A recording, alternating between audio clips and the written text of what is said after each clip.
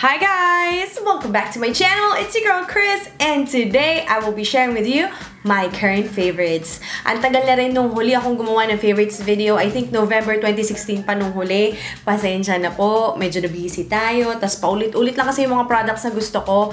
And I wanted to create a favorites video na meron naman ako something new to offer to you guys. Hence this video. Hindi ko na ito patatanggalin pa, and let's get started! Start muna tayo sa skincare category. You know me, I love me some aloe vera gel. Nature Republic aloe vera gel. This is still by far my most favorite brand pagdating sa aloe vera gel. But sometimes, even this gel is a little too much for my skin, lalo na kapag sobrang mainit. That's why I have another alternative. It's also from the same brand, Nature Republic, but this time, this is in a gel mist form. So, you just spray some of that all over your skin.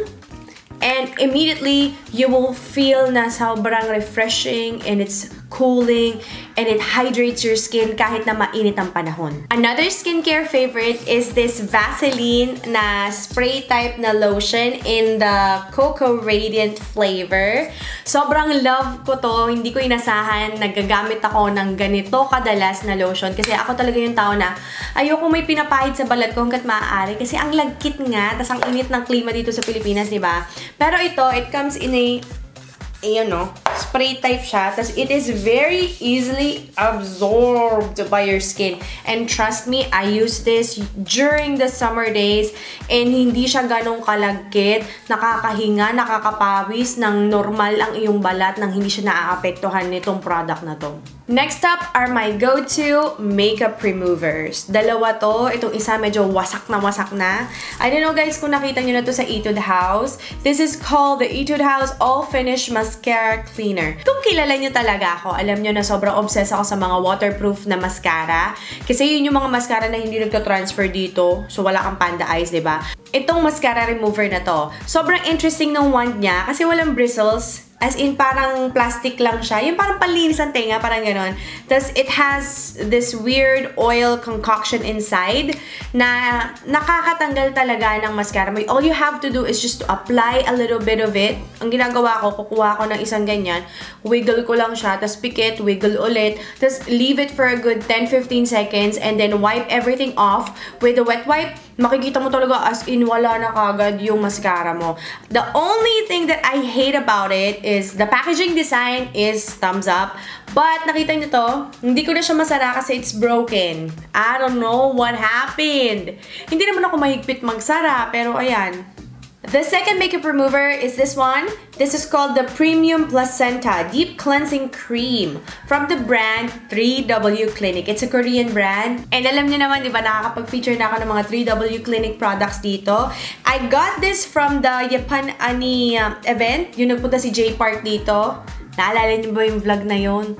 Anyway, so this is how it looks like, which you cannot really see. Pero it's just, para siyang, yung Nivea na, ano ba yun? Yung original, yung kulay blue. Parang ganun yung kanyang consistency. And I just like to take a spoonful of this and then slather it all over my face on top of my makeup. Tapos minamassage ko lang siya. Kung familiar kayo dun sa Pond's Cold Cream, parang ganun siya. Yun lang nga, hindi ako masyadong hiyang sa Pond's.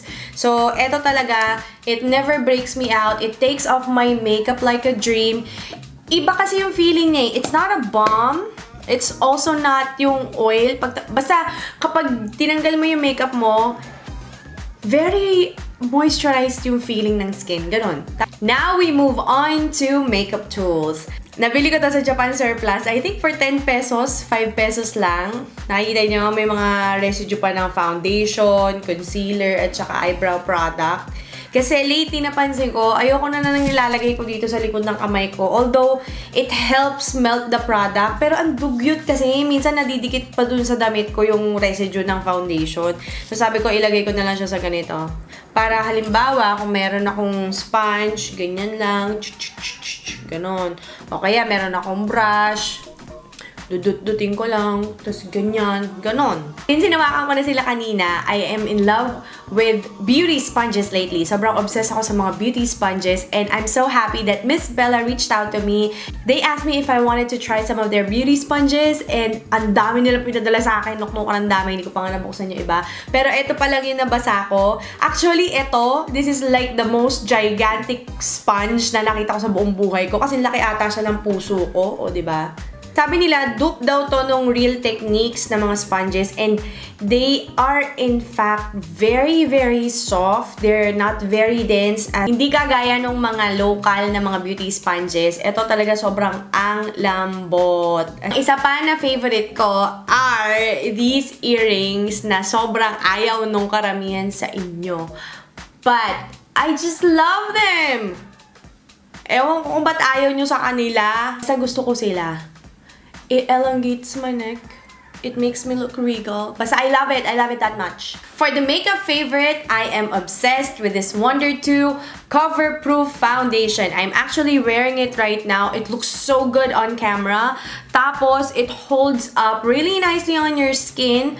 Again, it will not give you like a 24-hour coverage kasi naman nasa Pilipinas ka. Kung nasa Antarctica ka, sige, go. Pero pag dito, hindi talaga. Pero it can still last you up to 5 to 6 hours, so which is good. Another makeup favorite is this trio from Catrice. Grabe! Ay, nako, ewan ko ba ba't ngayon ko lang to na-try. Nakuha ko to sa event. Yung ano bang event namin yun? Basta may isang event kami na we were allowed to shop for anything that we like around the vicinity. So, ito yung isa sa mga napili ko. I love it because it already has your contour shade, your blush, and then your highlight. And look at it. It's very cool tone. So, ito ay perfect sa aking skin tone. Ayoko no sobrang neon pink na blush on. Yung sobrang orange na contour. Ito, this is just perfect for every day. By the way, this is in the shade... this is limited edition pala. Sorry. CO1. CO1 yung shade niya. I remember that there was a phase in my life that I was obsessed with anything shabby chic, anything floral, hydrangeas, roses, peonies, mga ganong klase ng mga bulaklak. Pero as I grow older, I feel like medyo, it's way too girly. Lalo na nung nag-asawa na ako, parang I feel like hindi ko kayang maglagay ng flowers anywhere kasi nga I share the house with a boy. So, doon nagsimula ang obsession ko sa mga cactuses. Look at these. These are not plants, but they are candles. I got them from Daiso. I think they sell this like 2 for 88 pesos. Ang cute!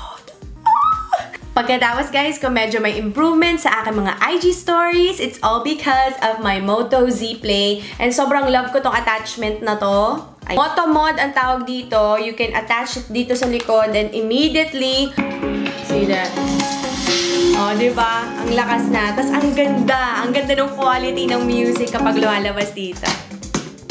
Ayan guys, lahat ng mga binanggit ko sa video na ito is down in the description box. Kung may mga online stores ako na pwedeng i-link down below, I will link them. So make sure that you check it down below. Pasensya na kung minsan hindi ako makapaglagay ng prices kasi some of the stuff were given to me by their PR. Some of the stuff I got long time ago, nakalimutan ko na. So ayun lang. Make sure to hit the thumbs up button if you did enjoy this video and subscribe to my channel if you haven't already para lagi kayo updated pag may mga ganap na ganite. Also, don't forget to follow me on all my social media platforms. I will have them on the screen or down in the description box too. So yun naman po mga kaibigan. Maraming salamat. Pasensya na kung medyo hyped up ako kasi nakakain ako ng isang basong ice cream. Maraming salamat and yeah, I'll see you soon. Bye!